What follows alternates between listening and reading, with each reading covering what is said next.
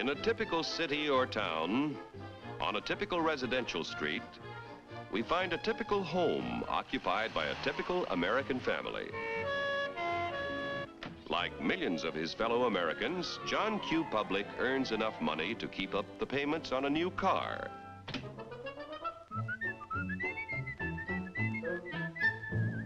He takes great pride in owning a fine, new, long-term mortgaged home that was built to last a lifetime.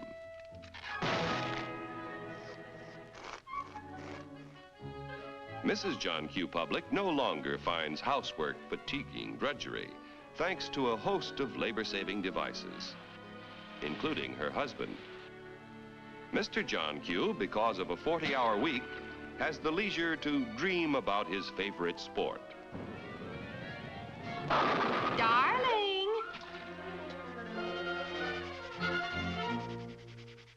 Oftentimes, in a secluded corner of his private den, John Q. reflects on some of the better things he has done with his life. Insurance to protect his family if he is called before his time. Money in a savings account for emergencies, for summer vacations, and to help put John Q. Jr. through college.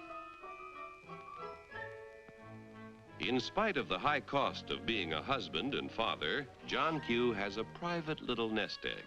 His practical nature tells him it ought to do more than collect moths. Let's see, where did I put this thing? I know it's... common stock. Do I own any?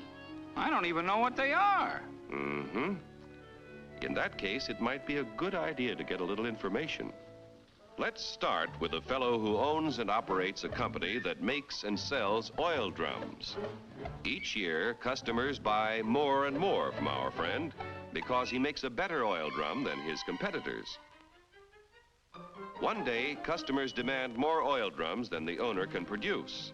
He'll have to build a larger plant to expand production. He figures it will take about $3 million to do the job. So he decides to form a corporation to sell shares in his business to raise the capital he needs.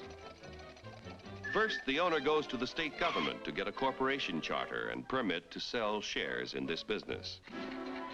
Next, our friend goes to an investment banker and shows him the record of the oil drum manufacturing company's past performance and plans for expansion. The investment banker decides to help our friend sell shares in the corporation to raise the $3 million. However, before any shares in the corporation can be sold, certain information must be filed with the Securities and Exchange Commission in Washington. The investment banker and the owner must swear that the information they file contains nothing but the truth. Registration with the SEC does not imply that the government approves the stock issue as a good investment, but only assures the public that if any of the material statements about the stock issue are false, punishment will be according to the law. After SEC registration is effective, the investment banker pays the owner $3 million in exchange for a certain number of shares in the Oil Drum Manufacturing Corporation. The investment banker sells shares of the common stock to people at a price which returns his $3 million investment and shows a profit for his services in selling the stock. Money received from the sale of shares in the business builds a new and better plant, which produces more and better oil drums. The people who bought the common stock own proportionate shares in the corporation's plant, tools, equipment, and all of its assets. Common stockholders elect the directors of the corporation. Directors represent the stockholders and are responsible for the way the business is run. Directors determine the amount of dividends, if any, to be paid out of earnings to the stockholders. Naturally, when stockholders invest in a business, they hope to receive dividends to help pay for necessities of life. Within a few short years, an increasing demand for the company's product poses another problem for our friend. How can he fill all the orders? He will have to build more plants and buy more tools to increase production of oil drums. It will take about $20 million to do the job. One way to get this additional capital is to sell more stock to many more people. So the Oil Drum Manufacturing Corporation votes to send its president to the New York Stock Exchange to see if their common stock can qualify for listing. The corporation wants to list its securities on the exchange so that the additional stock they need to sell will be more attractive to investors all over the nation. Securities listed on the New York Stock Exchange can be sold for cash anytime in this national marketplace. Each year, as many as 100 corporations inquire about listing their securities. Only 20 or 30 corporations are accepted for listing, and then only after a thorough diagnosis of the corporation's financial health. Calling the president of the Oil Drum Manufacturing Corporation. Calling the president of the Oil Drum Manufacturing Corporation. Report to examination room B. Attention all members of the stock list department. Report to examination room B. The Stock List Department investigates the qualifications of corporations examined for listing on the New York Stock Exchange. The corporation must have substantial assets in the form of plants, tools, equipment, and cash. It must have at least 1,500 stockholders who together own at least 300,000 shares of the corporation's stock. The corporation must show successful management and sales records and annual net earnings at the time of listing of at least $1 million. The proposed stock issue must meet federal, state, and New York Stock Exchange regulations. The corporation must agree to report to its stockholders at frequent intervals.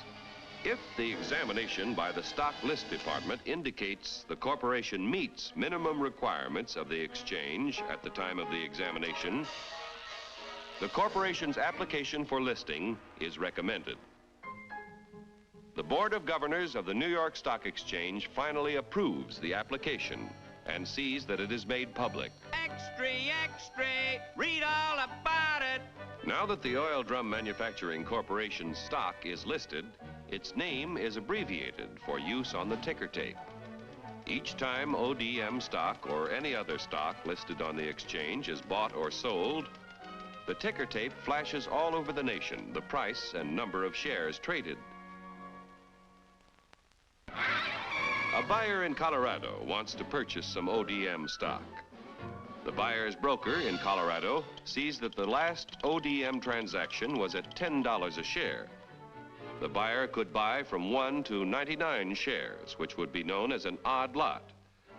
But our Colorado friend decides to invest in 100 shares, known as a round lot. The Colorado broker wires the order to his New York office. The buy order is telephoned to the floor of the New York Stock Exchange. It is given to the firm's floor partner, who becomes the representative of the buyer in Colorado.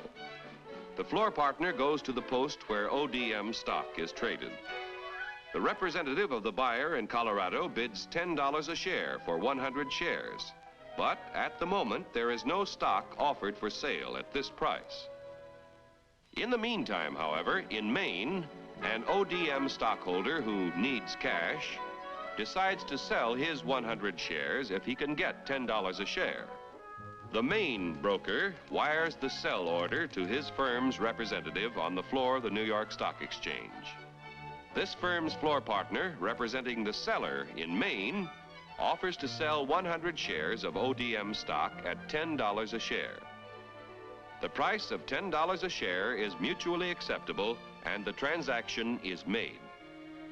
Like the cowboy in Colorado and the fisherman in Maine, investors all over the country use the facilities of brokers who are members of the New York Stock Exchange whenever they want to buy or sell stock of companies listed on this national market. Yesterday's savings financed the miraculous growth of our railroads, automobiles, airplanes, farm machinery,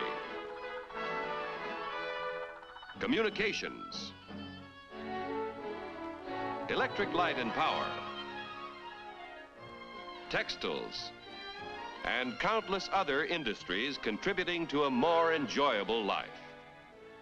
If a part of our savings continue to flow into industry, American labor, management, and capital can continue to build new tools and plants. Industrial expansion creates jobs for hundreds of thousands of young people who must find employment each year. A growing capacity to produce things which make life better in peacetime can be our greatest protection in time of war. When danger threatens, we can convert industry to produce the things we need to defend ourselves. Common stock investments have helped to make our country prosperous and powerful.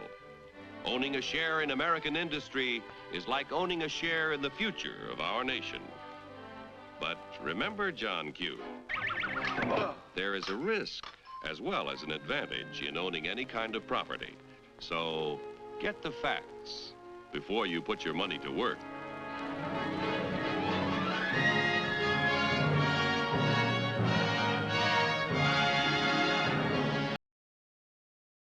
This has been a presentation of the Library of Congress.